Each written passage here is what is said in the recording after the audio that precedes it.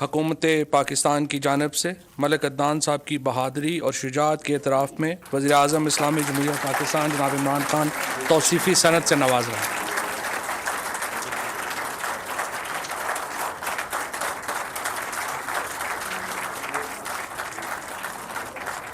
وزیر اعظم پاکستان صاحب، آپ سے درخواست ہے آپ خطاب کیجیے۔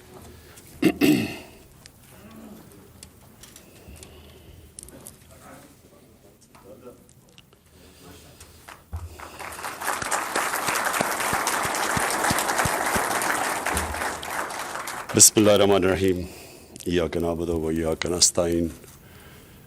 میں آج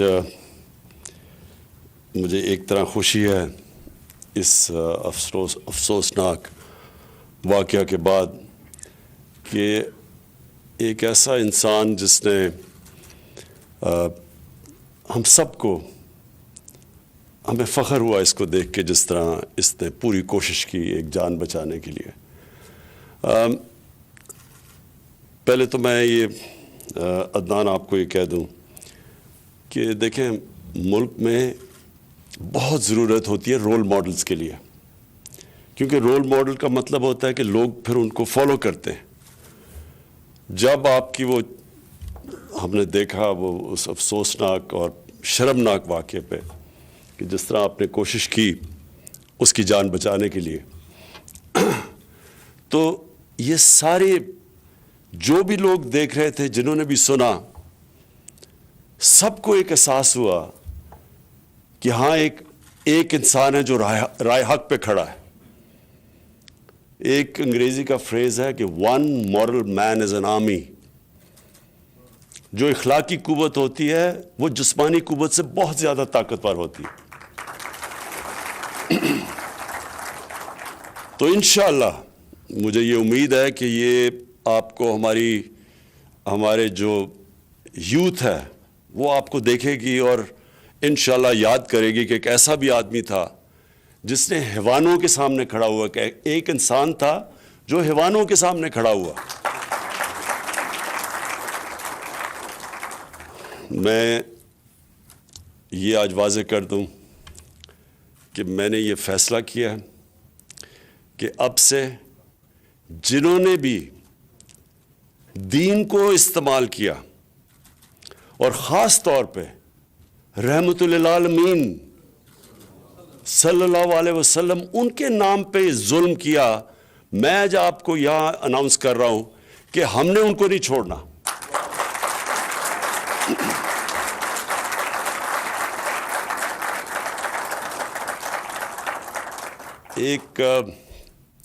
ایک وہ انسان جس کو اللہ نے خطاب دیا رحمت للعالمین، رحمت للمسلمین نہیں، مسلمانوں کے لیے نہیں، وہ رحمت صرف بن کے آئے تھے، انسانوں کے لیے رحمت بن کے آئے تھے۔ انہوں نے انسانوں کو اکٹھا کیا تھا۔ پہلے انہوں نے وہ قبیلوں کو اکٹھا کیا جو آپس میں لڑتے تھے، ان کو پہلے اکٹھا کیا۔ پھر یہ لوگوں کو علم بھی نہیں ہے کہ لوگ سمجھتے ہیں جی وہ تلواروں سے ان کا پیغام گیا دنیا میں۔ 10 سال کے اندر صرف 10 سال میں صرف 1400 لوگ مرے تھے ٹوٹل، جبکہ وہ سارے عرب کے اوپر چھا گئے تھے۔ فکری انقلاب تھا، وہ محبتوں کی میسج لے کے آئے تھے، لوگوں کو اکٹھا کیا انہوں نے۔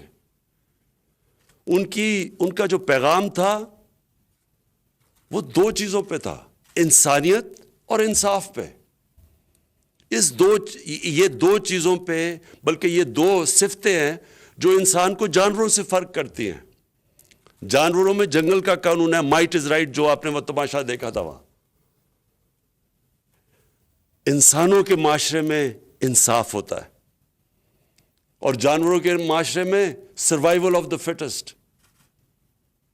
کہ آپ دیکھتے ہیں یہ جب جانوروں کے پروگرامز یہ نیشنل جیوگرافک پہ دیکھتے ہیں تو کمزور کے لیے کوئی جگہ نہیں ہوتی جانوروں کے معاشرے میں۔ انسانوں کے معاشرے میں انسانیت ہوتی ہے کہ وہ انسان کی کمزور کی قدر کرتا ہے، اور جتنا معاشرہ میں انسانیت ہوتی ہے اتنی وہ معاشرہ اپنے کمزور طبقے کو اٹھاتا ہے.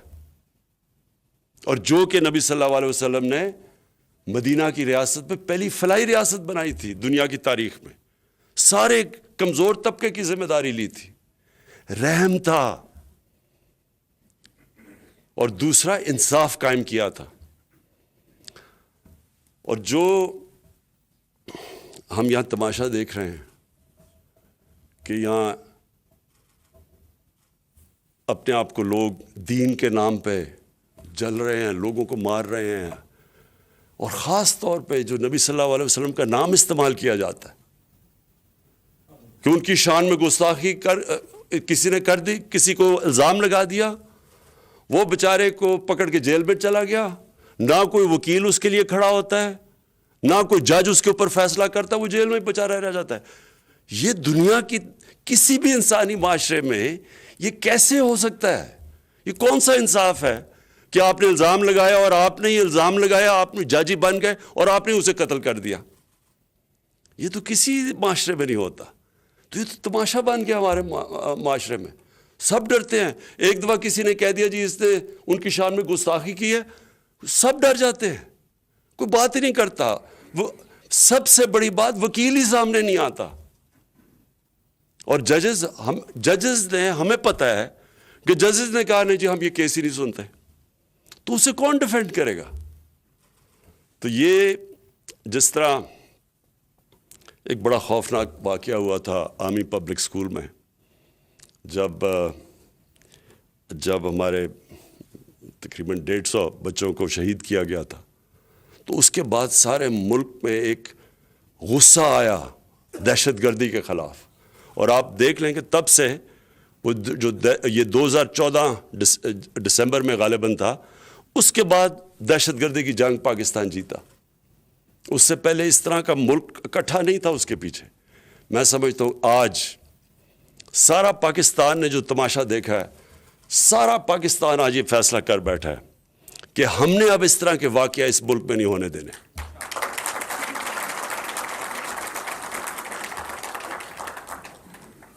مجھے سیالکوٹ کی جو بزنس کمیونٹی ہے انہوں نے آج مجھے پیغام بھجوایا کہ وہ $1,00,000 انہوں نے اکٹھا کیا ہے پرینکا صاحب کے لیے. ان کی فیملی کو بھجوائیں گے, اور اس کی تنخواہ ہمیشہ کے لیے وہ دیں گے, ہر جو مہینے کی اس کی تنخواہ تھی. میں نے یہ جو رحمت للعالمین اتھارٹی یہ کیوں بنائی تھی؟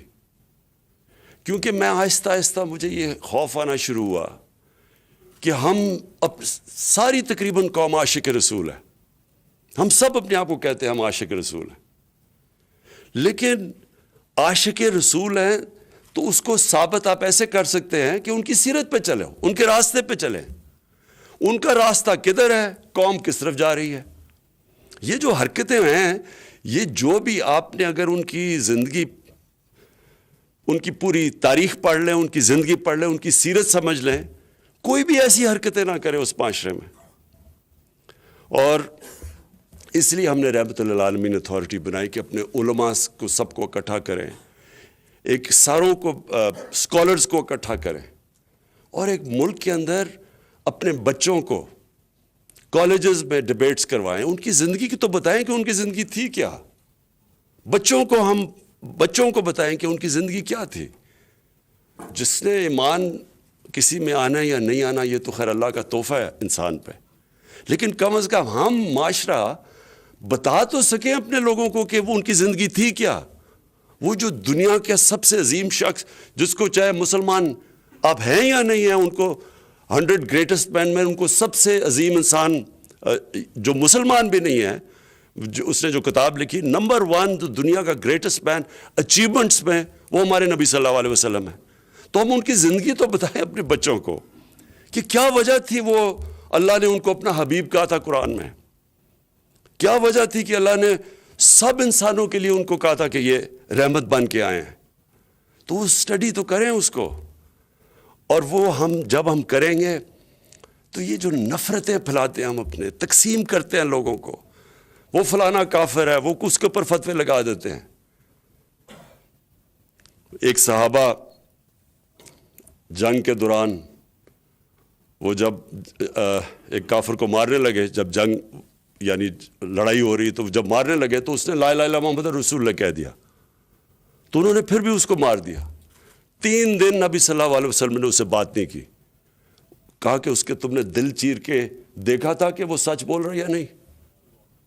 یعنی یہ تو انسان کو انہوں نے دیا ہی نہیں ہے کہ ہم فیصلہ کر دیں جی یہ فلانا کافر ہے، فلانا کافر ہے. اور اس لیے ہماری تعلیم بہت ضروری ہے. میں جتنا بھی سوچتا ہوں اب اس ملک کی اخلاقیات اٹھانے میں، لوگوں کو یونائٹ کرنے میں، اور یونائٹ کا مطلب پھر سب انسانوں کو یونائٹ کرنے میں، یہ بہت ضروری ہے کہ ہم صحیح معنی میں ہم یہ ملک، ہمارا واحد ملک تھا جو بنا تھا اسلام کے نام پہ. یہ واحد ملک تھا جس کا نعرہ تھا لا الہ الا اللہ محمد رسول اللہ. یہ اس لیے ملک بنا تھا. اور مجھے افسوس سے کہنا پڑتا ہے کہ اس طرح کی جو حرکتیں ہوئی ہیں، ساری دنیا سے مجھے پیغام آتا ہے. جو ہمارے پاکستانی باہر بیٹھے ہوئے تھے، جو اس ملک کا سب سے بڑا اثاثہ ہے، 90 لاکھ پاکستانی باہر بیٹھے، اتنے مجھے میسیجز آئیں کہ وہ اتنے شرمندہ تھے اس سے، کسی کو منہ دکھانے کے قابل نہیں رہ گئے جب وہ دیکھا کہ یہ اسلام کے نام پہ ہو رہا ہے. جو باہر لوگ بیٹھے انہیں کیا پتہ اسلام کیا ہے؟ ان کو تو جب یہ حرکتیں دیکھتے ہیں تو وہ تو اسلام سے دور چلے جاتے ہیں. اور پھر پاکستان کو علیحدہ بدنامی اس سے ہمیں جو اٹھانی پڑی ہے. تو میں آج پھر سے ملک عدنان آپ کو اپنے ملک کی طرف سے خراج تحسین پیش کرتا ہوں.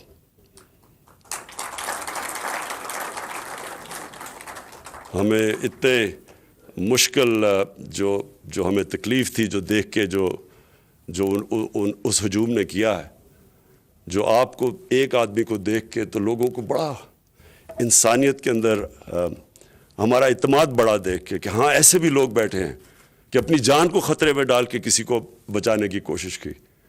تو میں آپ کو انشاءاللہ تغمہ شجاعت بھی جب ہماری سیرمنی ہوگی 23 مارچ کو وہ بھی دلوائیں گے. اور میں چاہوں گا کہ ہم آپ کو لوگوں کو دکھائیں کہ ایسے بھی لوگ ہیں، ایسے بھی ہمارے پاکستانی ہیں. یہ ایسے جب یہ ملک کی بری پکچر پینٹ کرتے ہیں، اور میں نے دیکھا کہ ہندوستان میں اس کو بہت اٹھایا گیا. اور مجھے یہ بھی تکلیف ہے کیونکہ ہم جب ہندوستان میں دیکھتے ہیں جو کہ جب سے یہ بی جے پی کی حکومت آئی ہے، جو مسلمانوں سے وہ کرتے ہیں، وہاں ان کو اس طرح کی جو موب لنچنگ جسے کہتے ہیں، وہاں پکڑ کے سڑکوں پہ مار دیا کہ جی گائے کا گوشت کسی نے کھایا، کسی کو کسی وجہ سے مار دیا. ہمیں کتنی تکلیف ہوتی ہے دیکھ کے. تو جب یہ ہوتا ہے تو وہاں سے وہ ان کی ٹی وی کے اوپر بڑے پروگرام ہے کہ دیکھیں جی یہ بھی یہاں بھی ایسا ہی ہوتا ہے. یہاں ایسے نہیں ہوتا. اور ایسے انشاءاللہ میں آپ کو جب تک میں زندہ ہوں انشاءاللہ ایسے نہیں ہونے دیں گے آگے سے.